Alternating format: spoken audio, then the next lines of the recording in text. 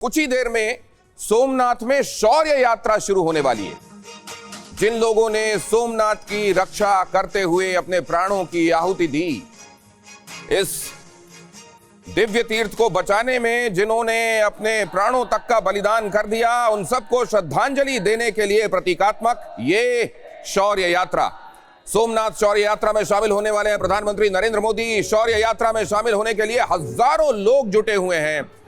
ये आप वो घुड़सवार दस्ता भी देख रहे हैं जो आज इस दौरान शौर्य यात्रा में शामिल होगा।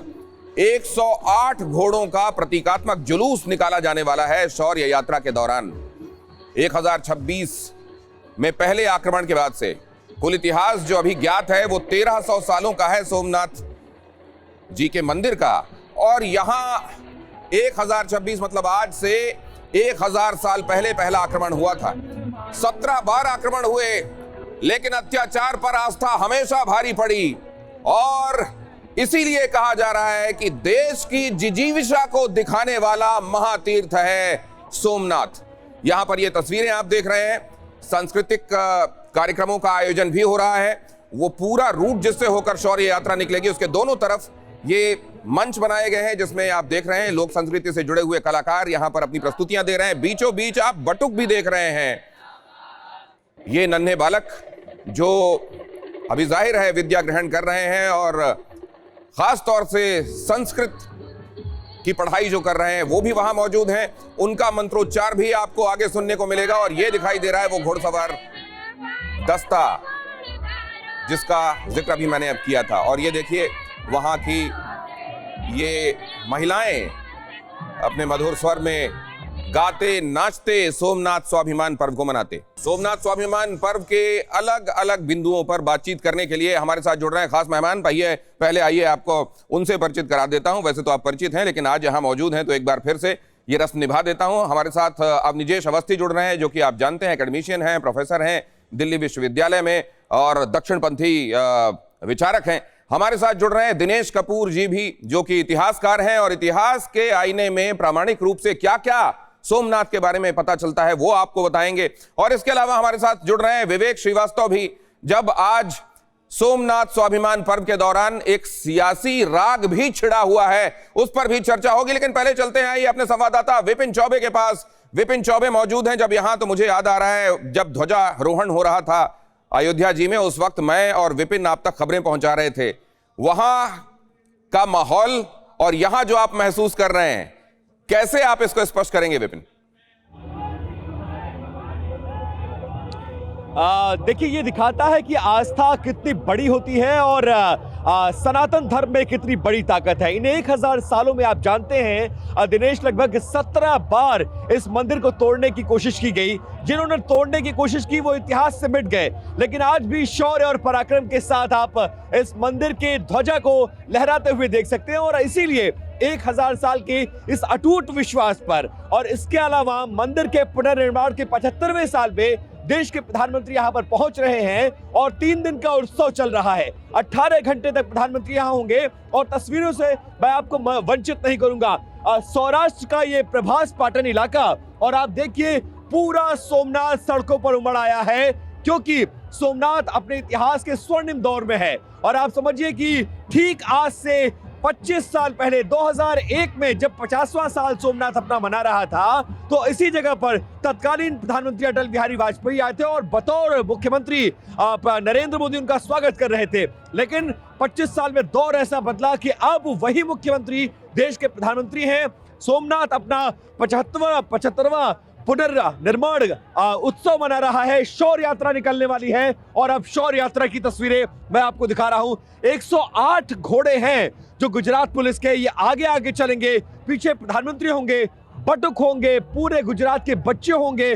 और वो गुजरात वासी जो सनातन धर्म में आस्था रखते हैं, सोमनाथ में अटूट आस्था है जिनकी, 12 ज्योतिर्लिंगों में सर्वश्रेष्ठ प्रथम ज्योतिर्लिंग और स्वाभिमान पर्व जिस तरह से मनाया जा रहा है वो सब कुछ बहुत अद्भुत है। जगह जगह झांकियां लगाई गई हैं, हजारों की संख्या में बटुक है और इन झांकियों में ये छोटे छोटे बच्चे अपनी प्रस्तुति देंगे और ये बताएंगे कि सोमनाथ कहाँ था, कहाँ से कहाँ आ गया और कितना स्वर्णिम इतिहास रहा है। और जिन्होंने सोमनाथ के इतिहास को खत्म करने की कोशिश की वो इतिहास से मिट गए और 1000 साल बाद भी सोमनाथ के शिखर पर वो लहराता हुआ ध्वजा, इसके अलावा वो शिखर बताता है कि सनातन धर्म में आस्था कितनी बड़ी है और आस्था पर 1000 साल का ये अटूट विश्वास आज सड़कों पर दिखाई देगा। लोगों को जो वहां पहुंचे हुए हैं विपिन, जब वो पहुंचते हैं और सोमनाथ जी के मंदिर का शिखर देखते हैं, उसमें लहराती हुई ये ध्वजा देखते हैं और उनको ये मालूम है कि देश इस समय सोमनाथ स्वाभिमान पर्व मना रहा है,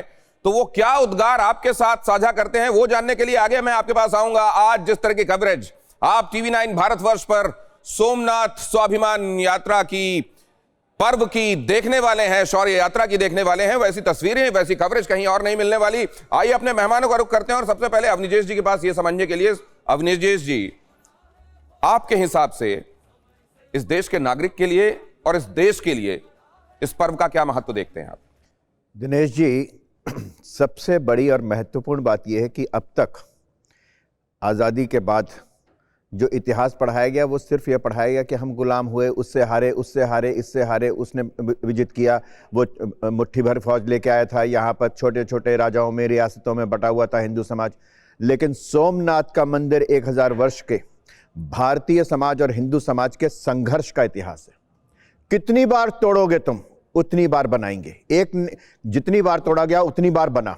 और सोमनाथ का मंदिर जो है वहां पर पहला ज्योतिर्लिंग है, ये 12 ज्योतिर्लिंगों में पहला ज्योतिर्लिंग सोमनाथ माना जाता है। और ये जो तमाम लोग पूछते हैं उनसे मैं पूछना चाहता हूं कि ये जो खच्चरों में भर भर करके यहाँ से सोना ले जाते थे वो भारत था, क्यों आते थे यहाँ पर? यहाँ पर मंदिरों से पता कितने टन सोना लेके गए, एक बार नहीं, एक आदमी नहीं, सिर्फ मोहम्मद गजनवी नहीं, मोहम्मद तुगलक हुआ, अलाउद्दीन खिलजी हुआ, फिर औरंगजेब हुआ, सबने लूटा इस देश को, इस देश के हिंदुओं को। और आज भी दिनेश जी, मैं बहुत ही दुख के साथ कह रहा हूं कि दक्षिण में जिस तरीके से मंदिरों पर सरकार का कब्जा है, आज भी लूटा जा रहा है, वो पैसा आज भी लूटा जा रहा है। वहां पर उनको मदुरई की उस पर पहाड़ी पर दीप जलाने तक की अनुमति नहीं है, एक दिया तक नहीं जला सकते साल में एक दिन। यह हालत है।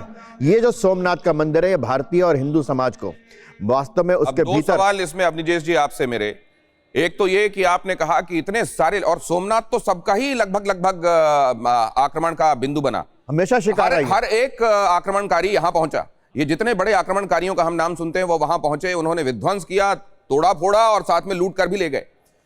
अब यहीं से दूसरा सवाल कि यहां पर कितना जिम्मेदार वो लोग थे जिन्होंने इन आक्रमणकारियों को असल में किसी ना किसी तरीके से आने दिया। एक तो ये, दूसरा इससे ज्यादा कंड्यूसिव क्या हो सकता है, इससे ज्यादा अनुकूल परिस्थितियां क्या हो सकती हैं कि जो चिंताएं आप व्यक्त कर रहे हैं दक्षिण भारत के मंदिरों के संदर्भ में, उनके दूर करने के विषय में ये कितना और वक्त लगने वाला है आपको, ये भी मैं आपसे समझूंगा। लेकिन पहले मैं जरा हिस्ट्री के पर्सपेक्टिव से, इतिहास के नजरिए से जो प्रामाणिक चीजें मिलती हैं सोमनाथ के बारे में, वो उल्लेखनीय क्या है जो हमको आपको जानना चाहिए। दिनेश कपूर जी के पास चलता हूं। दिनेश कपूर जी, कौन सी बातें जो आप समझते हैं कि ये वो बातें हैं जो हाईलाइट किए जाने वाली हैं सोमनाथ के इतिहास के बारे में? उल्लेखनीय कोई भी बात स्पष्ट रूप से सामने आने ही नहीं दी गई। ये हमारा दुर्भाग्य है कि स्वतंत्रता मिलने के बाद के जो 5 एजुकेशन मिनिस्टर्स थे जो लार्जली लेफ्ट के थे, उनकी बताई हुई चीज़ें, उनकी पढ़ाने में जो पाठ्यक्रम में चीज़ें आई हैं, उनमें सोमनाथ मंदिर पर का आक्रमण गौण कर दिया गया है। मैं एक छोटी सी बात बताता हूँ आपको, मुझे जो याद है, कई चीज़ें याद रह जाती हैं जब आप स्कूल में हो, कॉलेज में हो। मैंने एक किताब पढ़ी थी जब मैं शायद स्कूल में था, 8th या 9th में, जिसमें ये लिखा था कि जब ये आया महमूद गजनवी, तो इसके मुट्ठी भर सिपाही अंदर, मतलब उस, देखिए अजीब लगता है कि इनके अपने देश में कहीं कोई मीनार नहीं, कहीं कुछ नहीं, इनका कोई आर्किटेक्चर नहीं, कुछ नहीं। ये सिर्फ आतताई, आतंकी लुटेरे थे। और जो शायद हमारे ही अंदर, हमारे ही भारत के कुछ सूचनाएं देने वाले जो हमारी ही संस्कृति के विरुद्ध थे, उनके कहने पर कि वहाँ पर लूट के लिए बहुत सोना है, और था भी।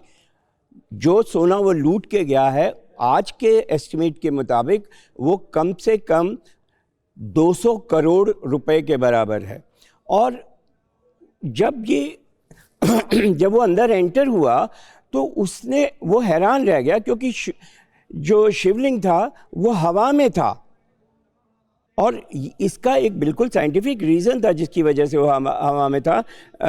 लेकिन उसने, जो मैंने पढ़ा उसमें लिखा था कि पंडित जो बैठा था वहाँ, पुजारी, वो बैठा ही रहा, वो शिवलिंग के आगे अपनी पूजा अर्चना करता ही रहा। उसको भी पता था कि उसका सिर कटने वाला है, पर वो रुका नहीं, और वाकई ही उसका सिर। तो एक बहुत महत्वपूर्ण बात जो आप कह रहे हैं सर, कि रेजिलियंस भी दिखाई दिया, भारत की जिजीविषा भी दिखाई दी।